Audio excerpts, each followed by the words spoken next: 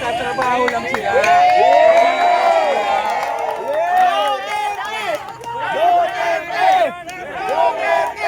Sisigaw yan sila, Duterte! Duterte!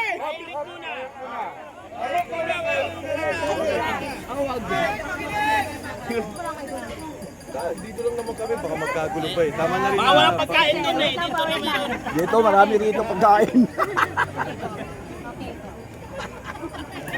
Sige sir, una, bakit po wala kayo dun sa main program? Dito kayo, ilang metro ang layo? Well, actually, bigay respeto na rin namin sa kanila yun. Na meron silang stage doon, may programa sila. Kami naman, nandito rin naman kami. Pero nakikisa pa rin kami sa kanila. Hindi naman ibig sabihin na kalaban namin sila o hindi namin nirespeto yung ginagawa nila. Mas mabuti nga nandito kami para malaya sila makagawa ng kanilang programa. Pero ang sabi naman ng mga organizers, sir, walang political color yung protesta doon.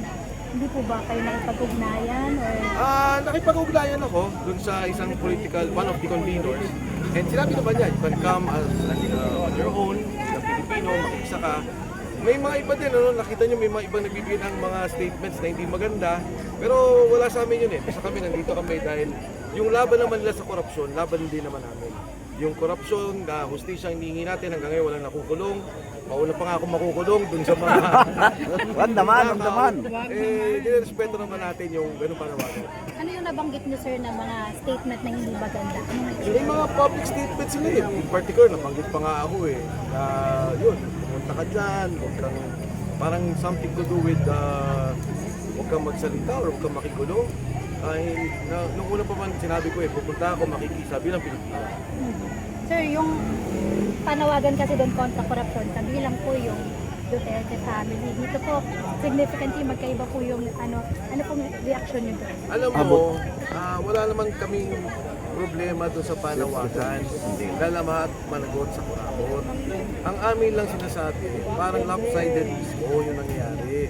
Biruin ko yung isang vice president na ang tagal na nilang pinag-usapan yung issue niya.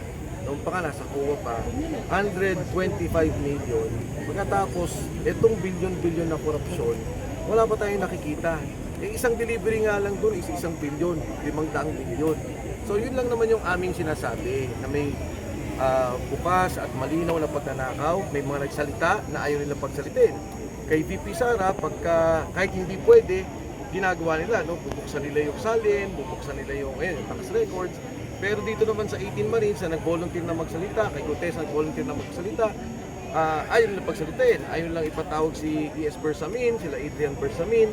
So yun lang naman yung amin doon na, sige, walang problema doon sa ating kurakot, pero wag naman yung proteksyonan yung iba, at yung iba naman ay, kunyari, in particular si VP Sara, dinidian ninyo. Dapat yung totoo lamang at yung dapat lamang.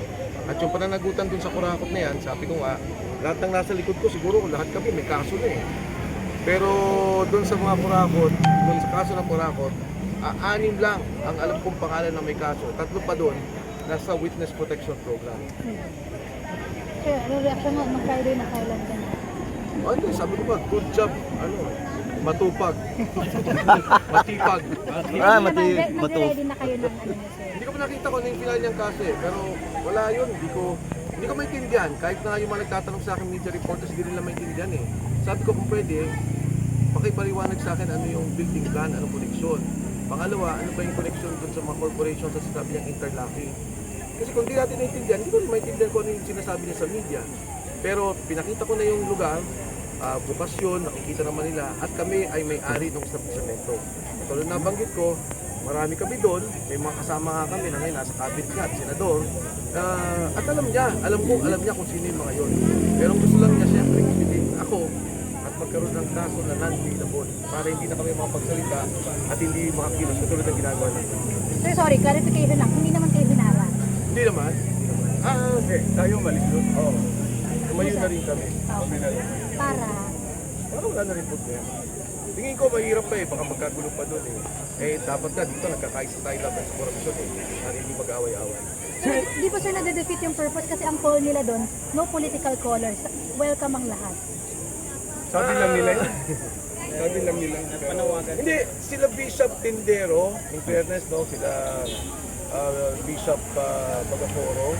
Wala naman, gano'n naman talaga eh, open. And, kaso nga lang, may siguro may mga ilang organization na talagang nagtutulak ng parang ganito, yung pag hindi pwede, ito pwede, mga ganyan. Pero kami, hindi namin pinapansin yun. Dahil kami naman nakikisa bilang Pilipino. Kumbaga, just to be sure, sir. Dito kayo. Just to be sure. Oo, tsaka respect na rin kasi baka mamaya magkagulo pa doon. Tornero, baka may sasabihin ka. Well, if you wanna be really sure, sabihin mo kay Teddy Casino at mga kasama niya doon, imbitahan niya si Mike Defensor na magsalita sa taas. Imbitahan niya yung mga 18 Marines na tumayo sa taas dahil sila yung mga nasa forefront ng paglaban sa korupsyon dito sa Pilipinas. Ngayon po, welcome na welcome po ang ginawa ng White Ribbon Movement ngayon, ng White Ribbon Rally, na pinag-iisa niya lahat ng mga taong tumatawag sa korupsyon. At welcome yung sinabi nila na dapat ito ay walang kulay at dapat ito ay hindi partisan. Kami po ay handa dito na hindi magsalita ng Duterte. Handa rin kaming hindi magsalita ng anti-Marcos. Handa rin kami magsalita na hindi anti-Dilaw, hindi anti-left, kahit ano. Basta sasabihin lang namin, itigil na ang korupsyon. As a matter of fact, nagpapatuloy nga yung ginagawa nilang impeachment laban kay VP Sara Duterte. Okay, fine, di magpatuloy kayo doon sa Senate. Basta anti-corruption, go ahead! Pero ipagpatuloy nyo rin yung mga ginagawa nating iba para totally mawala ng korupsyon! Yung impeachment laban kay BBM, ituloy na rin natin! Tama! Lahat na mga sangkot sa flood control project, gustuhan na rin natin! Tama! Ipakulong na rin natin! Yes! Okay. Duterte! Sandali! Sandali. Mahalaga po na i-maintain natin yung respeto sa host natin. Ang sabi ng host, malinaw ang sinasabi niya, huwag maging partisan, huwag lagyan ng kulay. Nandito kami para iparating at ipakita yung graciousness na iyon.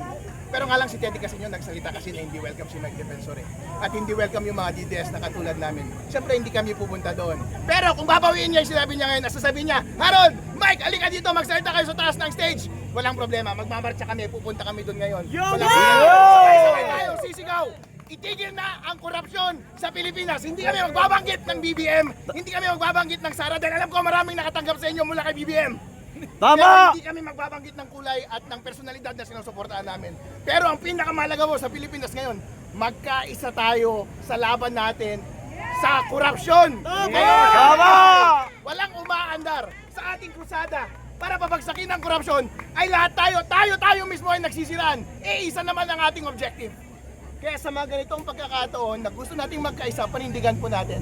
Huwag tayong ipokrito, huwag tayong plastic, maging sincero tayo. Ngayon po, nandito pa rin kami, alas 5 na. Dapat umalis na kami kanina pa, pero umaasa pa rin kami na i-welcome kami ngayon at lalapitan kami at pupunta kami doon.